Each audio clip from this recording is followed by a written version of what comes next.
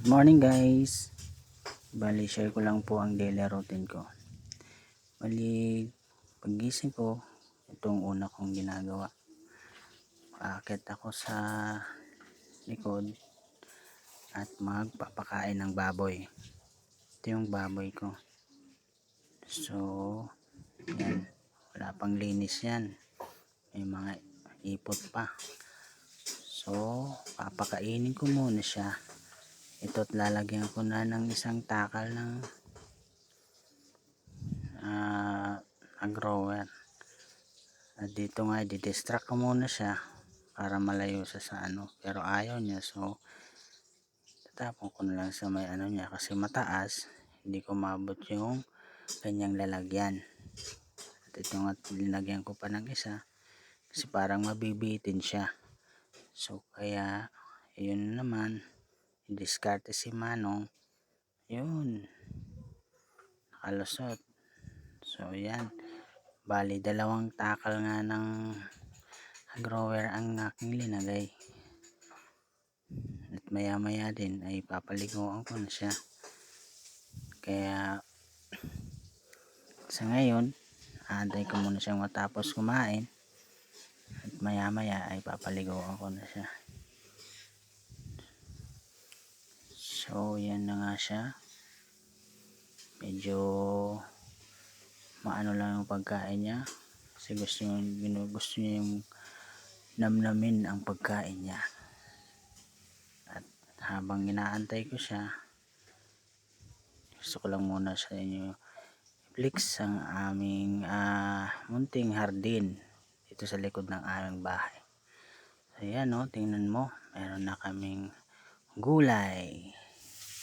Ayun, dito lang yan makikita. Marami kaming mga tanim dyan, iba't ibang klase ng tanim, kumbaga bahay kubo siya.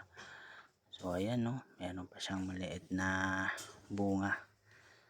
At saka meron din yan dyan, sitaw. Ang palaya pala yun yung isa.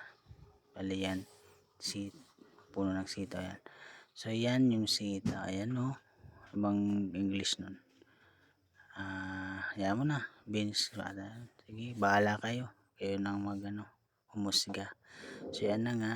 So ayan pa. And then meron pa doong namumukadkad pa lang. At ito naman din, wala pa. So tingnan natin si baboy kung tapos ng lumamon, dahil lamon-lamon siya. Kaya yun, medyo mahina yung lamon niya yun, nakikinig lang din siya. So antayin lang natin at maya maya ay lilinisan natin yung niya. Pero bago yan, lalagyan ko muna ng tubig ang kanyang kinakainan para makahigop siya ng sabaw. Bali yun na nga, pagkatapos yung painumin, nagwalis muna ako dito kasi medyo makalat na at madumi. Gawa nga na malakas yung ulan kagabi, kaya medyo basa yung mga dahon, ang hirap walisin. So yun, kahit mahirap, walis pa rin kasi para maging malinis. Yun, bali pagkatapos kong magwalis, nag-prepare na ako kasi papaliguan ko ang aking buding para naman ma-refresh siya. So ayan na nga, at sisimulan ko na unang ng tubig, buhos. Yun, kinilig siya agad. Yun, ganito palang ginagawa ko pagpapaligo sa kanya para hindi siya malikot. Nubusan ko siya kahit medyo may kinakain pa para di siya medyo malikot kasi siya pag wala siyang ginagawa, pumipitik-pitik. Yun, binuhusan ko yung walis kasi may natirang ipot. So yun nga, Hindi ko alam kung paano ang proper nito, pero para sa akin ito yung diskarte ko para malinisan ko siya ng maayos. At habang binubuhusan ko siya, hindi siya malikot. Kaya yun, napapaliguan ko siya. At yun na nga, busy siya sa kakakain. Hindi niya na mapapansin, napapaliguan na siya. Diba? So yun, winalis ko muna pala yung mga ipot niya bago ko paliguan para maging madali na lang maglinis. So ayun na nga, katapos ko magpaligo, babalik na ako sa baba. Bali, ito nga pala ang ginagawa ni Madal. Nagluluto siya ng mga gulay at saka ilalakong yan mamaya.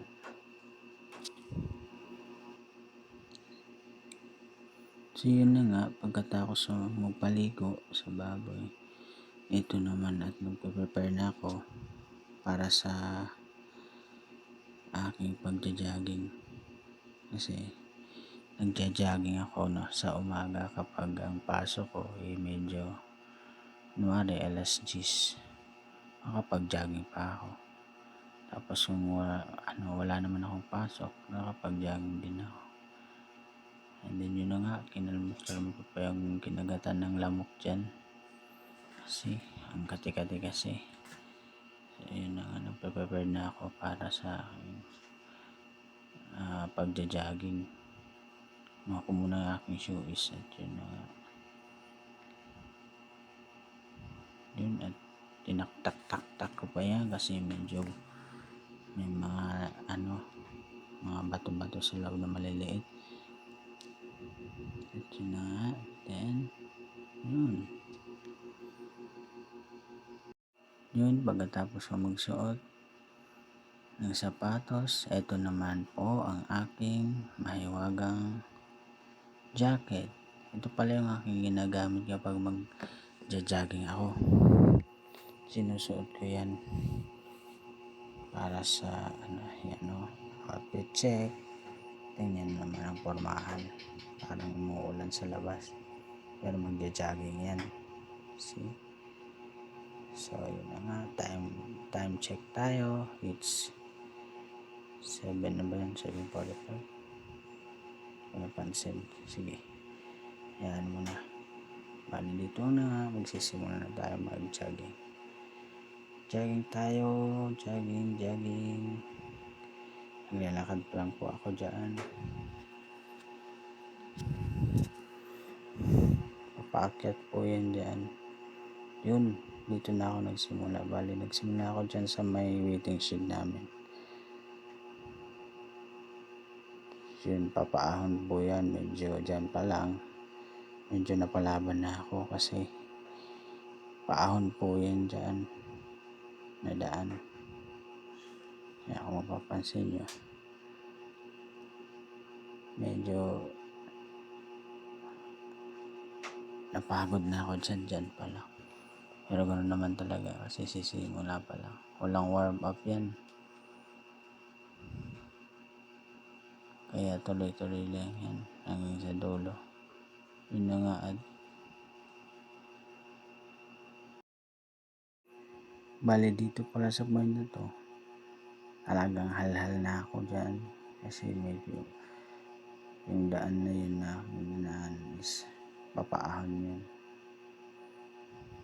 Kaya dyan pa lang pagod na ako dyan, pero kailangan kong tiisin kasi kailangan So yun na nga, pero pansin ko lang, dito ko lang pala na-realize ang hirap pala mag-video habang nagja-jogging. Ang likot, nakakapagod din at nakakangawit. Kung pwede lang sana ibabalik ko lang sana yung cellphone ko, iiwan sa bahay.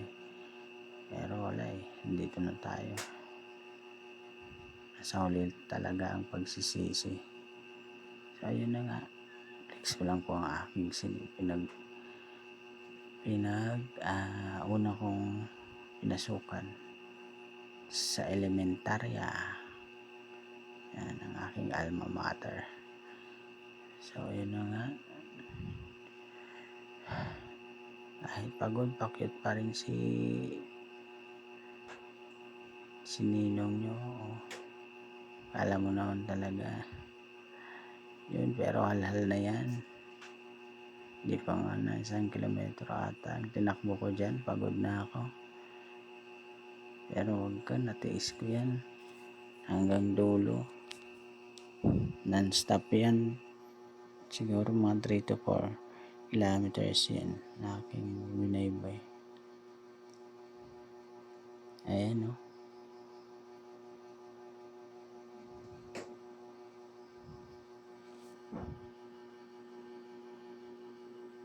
diba? Pagod na yan, pero parang wala lang. Kayang tiisin ng lahat para sa'yo. Huwag ka lang mawala, charot lang. Yun, sige, kapit lang bro. Darating din ang para sa'yo. Maabot mo rin yan ang dulo. Tiis ka lang.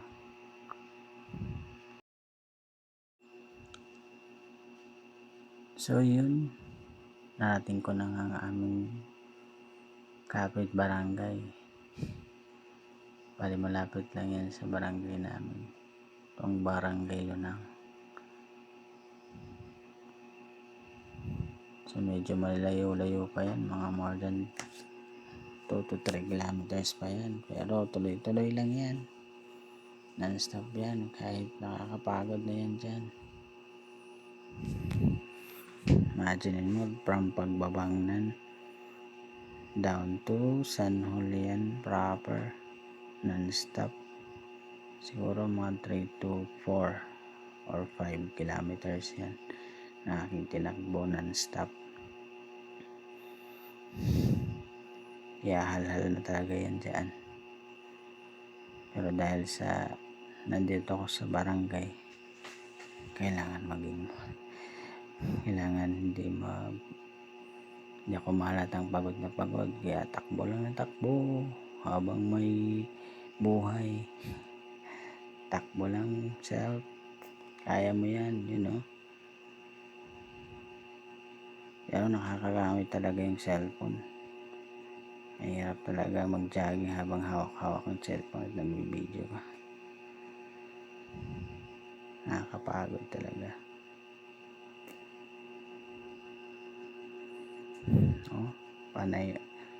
Panay ako magpakyut. Pero ang totoo, pagod na yan.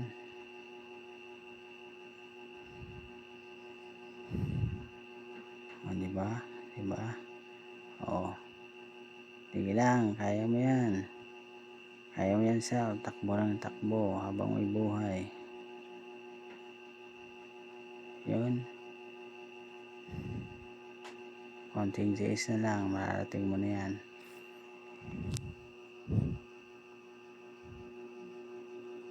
Alright, sige, takbo.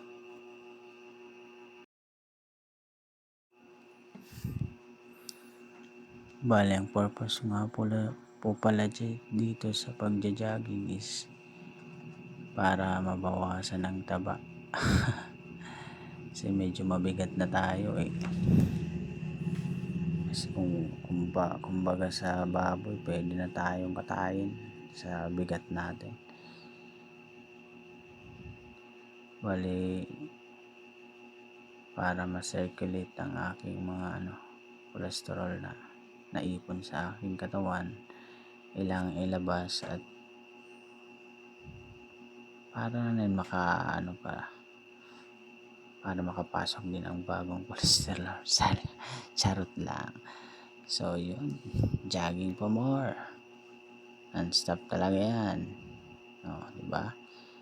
Di sukat akalain, nakakapagod na talaga yan dyan. Hawak-hawak ko pa yung cellphone ko na bago lang, kakabili ko lang, kaya ay mali pala, kakautang ko pala, char. Yun,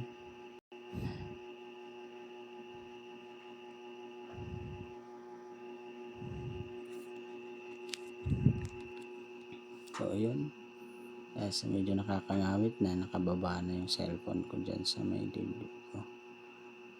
So pagod na talaga yan dyan, nakakangawit na. Yun, malapit na, konting tiis na lang, mararating ko na rin ang San Julian. Nandito na tayo, malapit na sa may may straight line. Sige lang sir, gusto ko sanang dito, maghiminto na at magpahinga, pero dahil sa naka-video ako, hindi pwede kasi challenge ito sa sarili ko eh. Nagkamali nga ako magdala ng cellphone ko, dapat di ko na lang pala dinala para nakakapagpahinga ako habang pagkatapos ko mag-jogging at mapagod ako. Makakapagpahinga ako dito tuloy-tuloy kasi may akong camera, kailangan ko mag-video eh. Kailangan ko yung captured. Gusto ko takalain, matcha-challenge ko palang sarili ko para matiis ng mahigit 3 to 4 kilometers or 5 or 4. Non-stop yan, jogging, ang pagbangnan San Julian. Na-challenge ko palang sarili ko dito.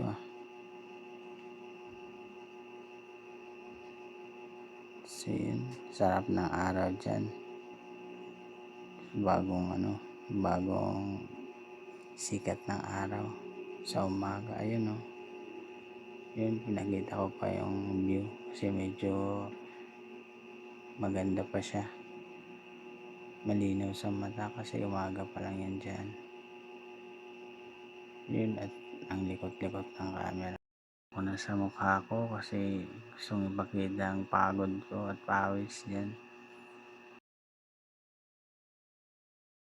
Sa loob ng damit ko talagang punong-puno na yan ng pawis, kahit bigaan pa yan ng damit ko.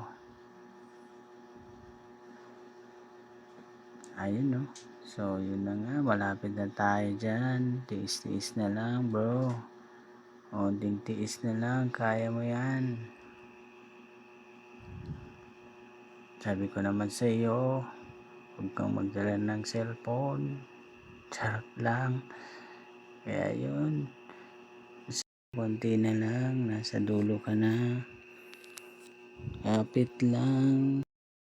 Dito ako nagtatapos mag-jogging dito sa itong cemetery dito. At naglakad na ako para medyo mabawas-bawasan na aking pagkahingal kasi mamaya pagbalik ko tatakbo na naman ako ulit. So fast forward tayo guys. So ito na nga tayo, nakauwi na.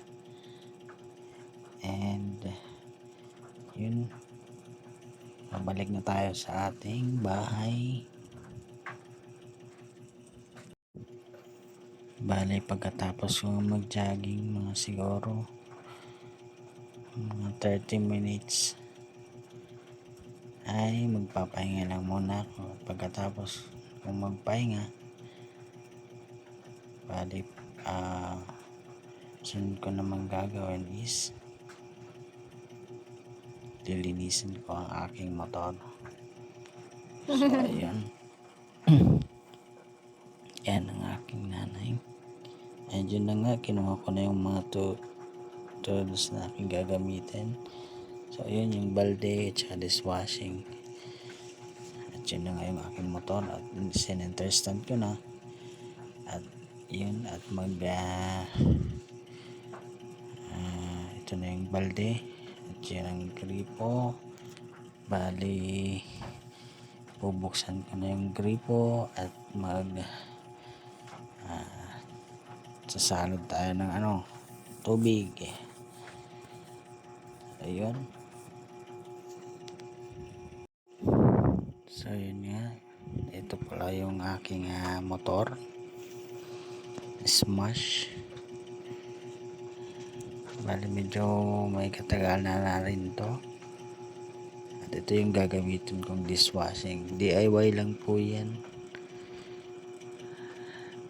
Simpleng ano lang yan. Bali yun, antayin ko lang mapuno yung tubig. Mamaya yung dishwashing is ibubuhos ko yan dyan. Ihalo ko. At yun ang gagamitin ko para sa aking pag-ano. Bali, habang nag-aantay ko ng puno yung tubig, kakape muna tayo. Ito yung kape ko. Nescafe Classic Original. So ayun, kakape muna tayo.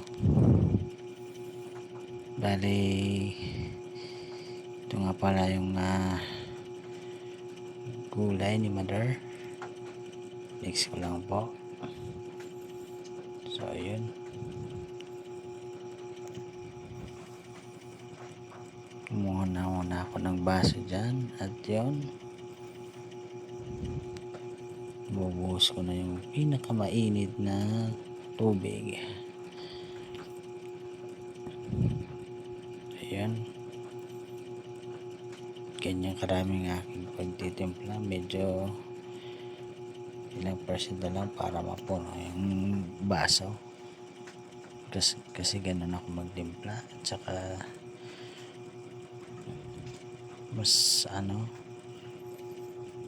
mas sakto siya sa sa kape ko pag ganyan karami. Kasi pag konti lang medyo mapait. So yun, binusan ko muna dinagyan ko pala ng sugar, isa't kalahating kutsara. At ito naman yung Nescafe natin.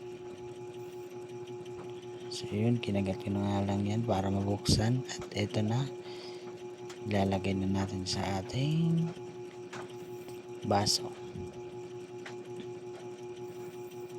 So yun, Nescafe Classic Original. Ito yung kape na lagi kong kinakape pag umaga. Kasi talagang boom talaga. So yun, yung gulay ni Mother. Sitaw nga pala yun. Adobong sitaw. Adobo ba yan? So yun.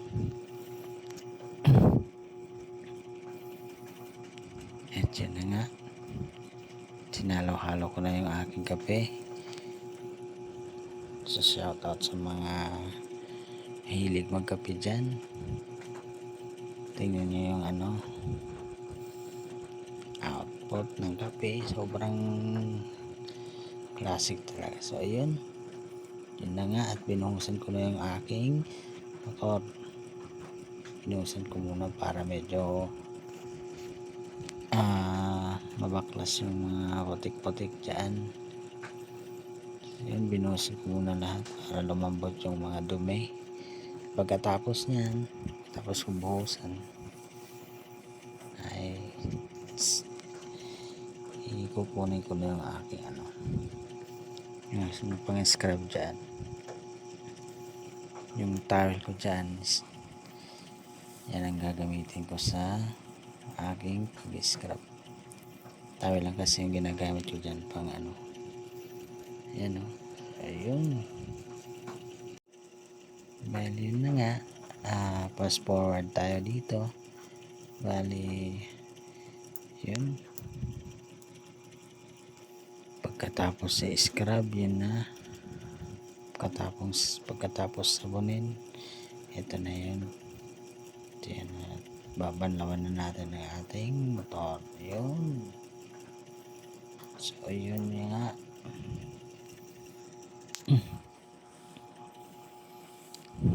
binabanlawan ko lang siya para hindi siya masyadong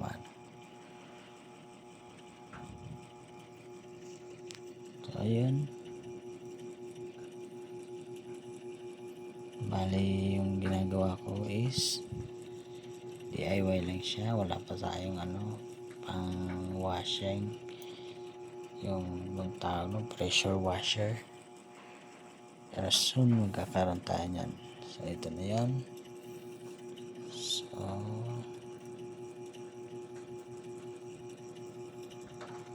check muna tayo.